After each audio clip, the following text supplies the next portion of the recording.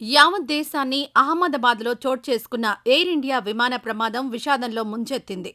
Takeoff అయిన కొద్ది నిమిషాల్లో AI-171 విమానం కుప్పకూలడంతో 242 మంది ప్రాణాలు కోల్పోయారు.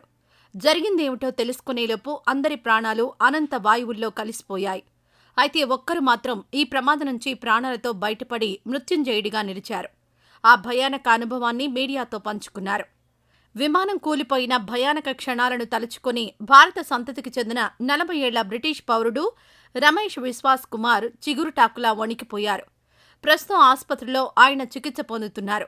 అకస్మాత్తుగా భవంతిలోకి విమానం దూసుకుపోయి పేలిపోయిందని, సెకండ్లలోనే అంతా జరిగిపోయిందని తెలిపారు.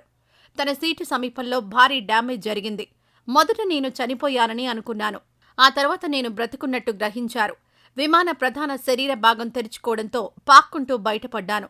నా చుట్టూ ఉన్నవారు చనిపోవడమో, చావుకు చేరువలో ఉండడమో కనిపించింది అని చెప్పారు.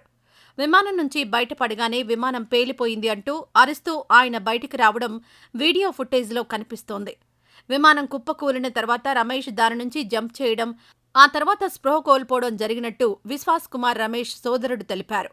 అహ్మదాబాద్ ఆసుపత్రిలో చికిత్స పొందుతున్న క్షతగాత్రులను ప్రధానమంత్రి నరేంద్ర మోదీ శుక్రవారం నాడు పరామర్శించారు. ఆరోగ్య పరిస్థితిని అడిగి తెలుసుకున్నారు.